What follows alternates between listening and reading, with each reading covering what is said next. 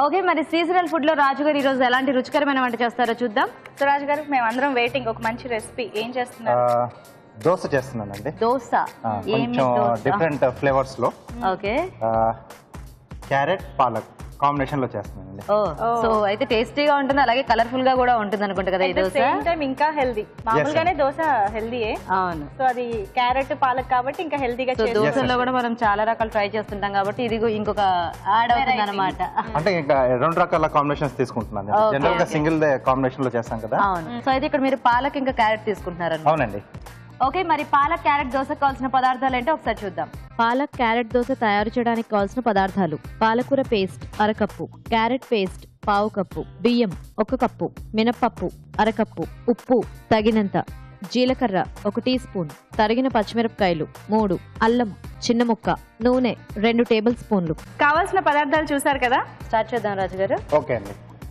So ఇక్కడ ముందుగా నేను మామూలుగా మనం రెగ్యులర్ గా దోశ పిండి చేసుకుంటాం కదండి. మినపప్పు బియ్యం ఒక పూట ముందుగా నానబెట్టేసి రుబ్బి పెట్టేసుకున్నాం. ఓకే.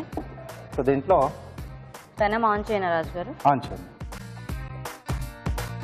అల్లం పచ్చిమిరపకాయలు జీలకర్ర ఓకే ఈ 3 కలిపేసి పేస్ట్ లా చేస్తామండి. సో ఇది మనం డైరెక్ట్ గా కూడా తినేసేది. Okay okay. కొంచెం ఆ ఘాటు ఇదంతా కలుస్తుంది కాబట్టి మనకి మళ్ళీ సపరేట్ గా పచ్చడి ఏం అక్కర్లేకుండా వేడిగా తినేసేయచ్చండి. నెక్స్ట్ రాజు గారు పాలకూర పేస్ట్ అది కూడా ఉడికించి పేస్ట్ చేసుకున్నాం. ఓకే. మనకి పాలకూర ఫ్లేవర్ అనేది చాలా బాగా తెలుస్తుంది కదా. అవునండి. అండ్ ఇలా ఉడికిస్తే కూడా దానికి ఇంకొక ఏదో ఎక్స్ట్రా టేస్ట్ అలాగా వస్తుంది, చాలా బాగా వస్తుంది. అలాగే క్యారెట్ పేస్ట్ అండి. సో ఇది డైరెక్ట్ గా తీసుకున్నాం మనం. ఓకే. సో అయితే కొంచెం సాఫ్ట్ గా చేసుకోవాలనుకుంటుంది దీన్ని కదా. అవునండి. ఉప్పు అండి. సో అన్ని కూడా చాలా ఫైన్ గా చేసుకుంటేనే దోశలో బాగా కలిసిపోతాయి. మనకు ఈజీగా దోశ చుట్టుకోవడానికి కూడా మనకి బాగుంటుంది. సో ఇదంతా బాగా కలిపేసుకోవాలి. రాజు గారు దోశ కలర్ కూడా డిఫరెంట్ గా వచ్చేలా ఉందిగా. ఇందాక అనుకున్నాం కదా కలర్ఫుల్ గా టేస్ట్. ఇక్కడ పాలకూర ఎక్కువగా మనకు కనిపిస్తూ ఉంటుంది టేస్ట్ లోను అలాగే కలర్ లో. అదే కొంచెం పెసరట్టు లాగా కూడా వేశారు కదా. అవునండి. సో ఆకుకూరలు కూడా మనం ఇలా చాయిస్ ఏదైనా తీసుకొని పేస్ట్ వేసుకోవచ్చు అనుకుంటా కదా రాజు గారు. వేసుకోవచ్చండి. కన్సిస్టెన్సీ సరిపోతుందా రాజు గారు? సరిపోతుంది. ఓకే. సో కాబట్టి పిండి అనేది కొంచెం మనం గట్టిగానే తీసుకోవాలి. తర్వాత ఎలాగో ఈ పేస్ట్ లో యాడ్ అవుతాయి కాబట్టి. అవును.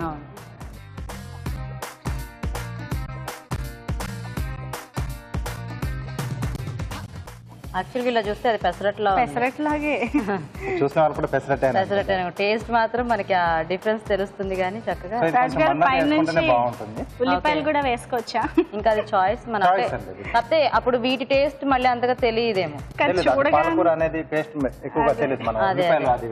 కానీ కొంచెం అలా ఉల్లిపాయలు అవి ఇష్టపడే వాళ్ళు వేసుకున్నా బాగానే ఉంటుంది.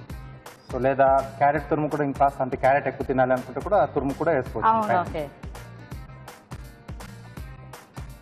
సో ఇది కూడా మనం పెసరట్లానే 2 వైపులా కాల్చుకోవాలి. మనకి ఇందులో ప్యూరీలు అన్ని కలిసాయి కాబట్టి దోశ అంత పల్చగా రాకపోవచ్చు కదా, కొంచెం మందంగానే టేస్ట్ కూడా బాగా తెలుస్తుంది. అవునండి. ఒకవేళ చట్నీ మన కాంబినేషన్ కావాలనుకుంటే ఏది బాగుంటుంది రాజు? మామూలు రెగ్యులర్ గా తీసుకునే కొబ్బరి చట్నీ ఏదైనా బాగానే ఉంటుంది. ఓకే. యాక్చువల్లీ బ్రేక్ఫాస్ట్ టైంలో చాలా మంది అబ్బా రోజు ఇవే తినాలా అనే ఫీలింగ్ ఎక్కువ వస్తూ ఉంటుంది రాజు గారు. అలాంటి వాళ్ళకి ఇది మంచి వెరైటీ. అండ్ ఇది చాలా సింపుల్ గా కూడా చేసుకోవచ్చు కాబట్టి చక్కగా పొద్దున్నే కలర్ఫుల్ గా టిఫిన్ అంటే కొంచెం వెరైటీస్ అవి ట్రై చేస్తుంటే బోర్ కొట్టకుండా ఉంటుంది. ఎందుకంటే ఇడ్లీ దోశ రెగ్యులర్ గా మనం చేసుకునేది కదా. పిండి ఎలాగో రెడీగా ఉంటుంది కాబట్టి జస్ట్ మనం పేస్ట్ రెడీ చేసుకుంటే సరిపోతుంది. దాంట్లో యాడ్ చేసుకుంటే సరిపోతుందండి.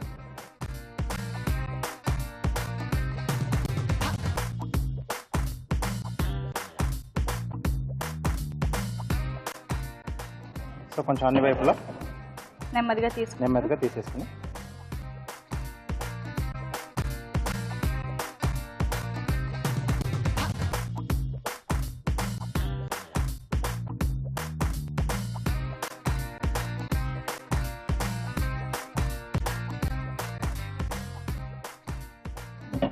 ఓకే. చూడడానికి అయితే పెసరట్టు లాగే అనిపిస్తుంది. బట్ టేస్ట్ డెఫినెట్ గా డిఫరెంట్ గానే ఉంటుంది, డౌటే లేదు. అండ్ ఆకుకూరలు మనం ఎక్కువ క్వాంటిటీలో కూడా వేసుకున్నాం కాబట్టి ఆ పేస్ట్ అనేది రెగ్యులర్ గా దోశలు అనేవి మనకి రెగ్యులర్ గా చేసుకుంటాం కాబట్టి ఇలా చేసుకోవచ్చండి. ఎందుకంటే రోజు ఆకుకూరలు కూరలు తినాలన్నా కూడా కొంచెం బోర్ అనిపించిన వాళ్ళకి ఇలా మామూలుగా ఏంటంటే ఫ్రిడ్జ్ లో అంటే 2 రోజులకు సరిపడా ఉంటుంది కాబట్టి ఫస్ట్ డే ప్లేన్ గా వేసుకుని సెకండ్ డే లో ఇలా పేస్ట్ ఏదైనా యాడ్ చేసుకొని చేసుకోవచ్చు. చక్కగా వీకెండ్ లో అయితే 3-4 రకాల దోశలు వేసుకోవచ్చు రాజు గారు, ఎందుకంటే అందరూ ఇంట్లో ఉంటారు. చాయిస్ దోశ ఫెస్టివల్ టైప్ లో ఈ ప్యూరీలు ఏమైనా ఉంటాయా రాజు గారు నెక్స్ట్ డే కి అలాగా ఫ్రిడ్జ్ లో స్టోర్ చేసుకుంటే ఉంటుంది కదా, అప్పుడైతే అలా కూడా చేసుకోవచ్చు చక్కగా. ఓకేనా రాజు గారు? ఓకే అండి.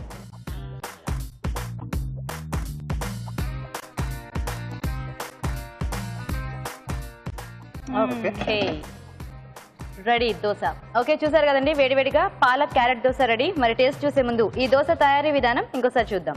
పాలక్ క్యారెట్ దోశ తయారు చేసే విధానం: ముందుగా బియ్యం, మినపప్పు ఒక పూట నానబెట్టి రుబ్బి దోశ పిండి సిద్ధం చేసుకోవాలి.